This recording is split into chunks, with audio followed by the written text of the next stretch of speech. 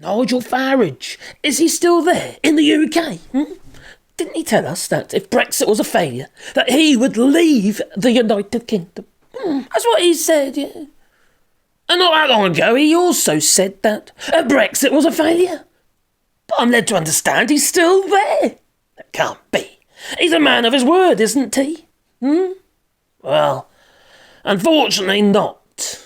And unfortunately, come to do post-Brexit checks that come into play, starting as the Wednesday or Thursday this week, we're going to be seeing hell, absolute hell, at the border. Now, I know for a fact that we do not have enough vets. Now, you can remember, can't you, when the EU, and pretty much instantly, imposed import checks, red tape, on exports, to the EU from the UK, and it was catastrophic for exporters. You see, we also didn't have enough vets, but neither has the EU.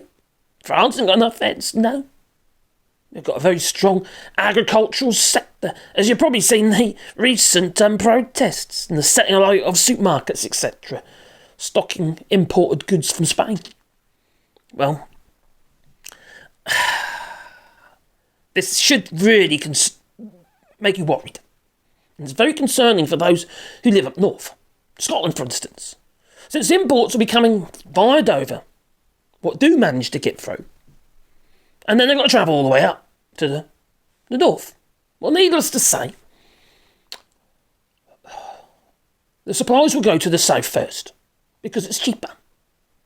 And then they'll go to the north, if there's anything left. Now, the UK is dependent on around 60% of imports for foodstuffs, at least. I actually believe it's more than that, because they don't take into consideration of all the foodstuffs and inputs for processed food, for instance.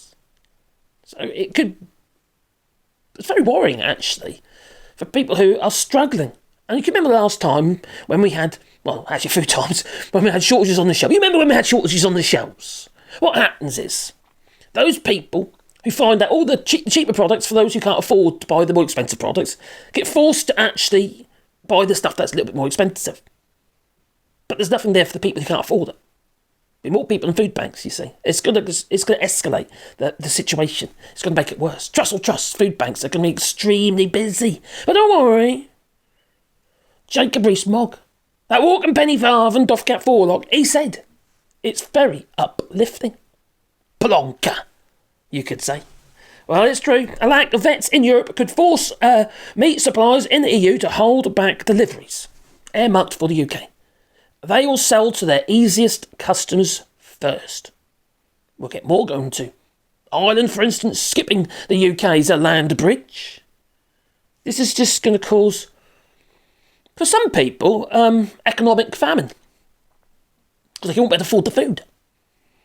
Now, British Meat Processors Association, the BMPA, has concerns that imports may be held back due to a shortage of vet availability in the European Union to carry out the checks needed under the new rules. Now, I did a video about this before, actually, regarding illegal meat imports into the United Kingdom. Now, the Port of Dover managed to seize, this was without these post-Brexit checks, seize 70 tonnes of illegal meat coming into the UK. But where was it coming from? It was coming from Africa.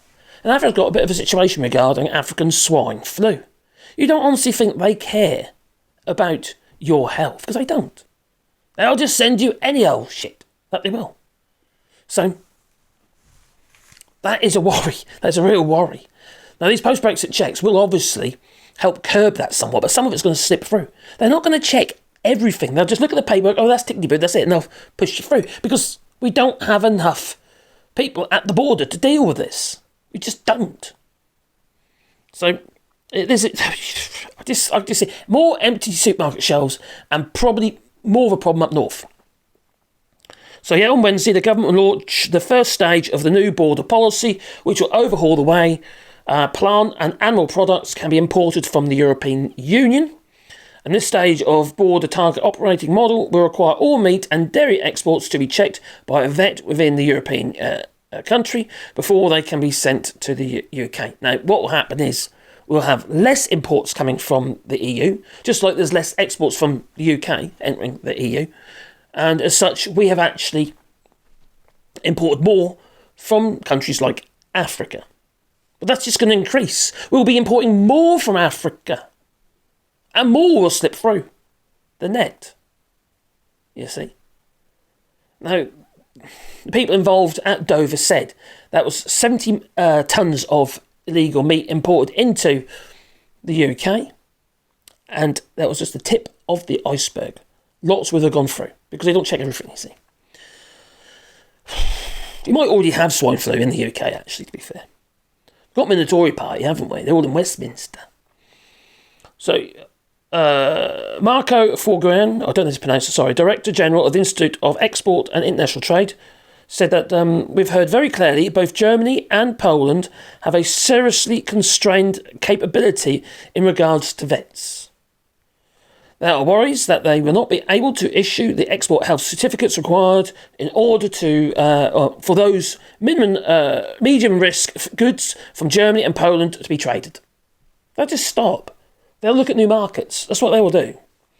Europe, like the UK, has had a shortage of vets in recent years, particularly in rural areas. Well, to be fair, the vets here, they're agricultural vets, and they're busy, because we're in an agricultural area here in France, you see.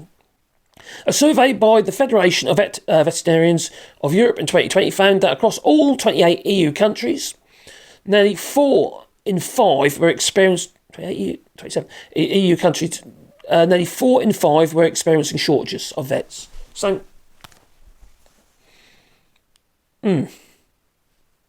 expect food shortages.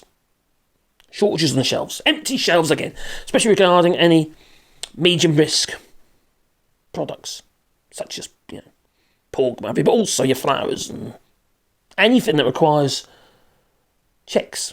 When it comes to phytosanitary checks and stuff like that, it's going to get even worse in April. It's going to be... crikey. Nothing like shooting yourself in the face, is there? Anyway, that's Brexit for you. So, if you want to support the channel, you can do it on Patreon or buy us a coffee, and the links are down below. But also, we've got doing a rewilding here in France. We're planting 1,000 trees on 2 hectares of land. If you want to be a part of that, no vets are required, by the way. If you want to be a part of that, there's a GoFundMe link down below where you can basically buy a tree, and I will put a sign with the tree, and it becomes basically, we'll look after that tree for you. That we will. So there's GoFundMe link down below if you do want to buy a tree, or any contribution obviously will help towards the project. So, anyway, I'm going to say toodaloo, not to the loo, toodaloo. Okay.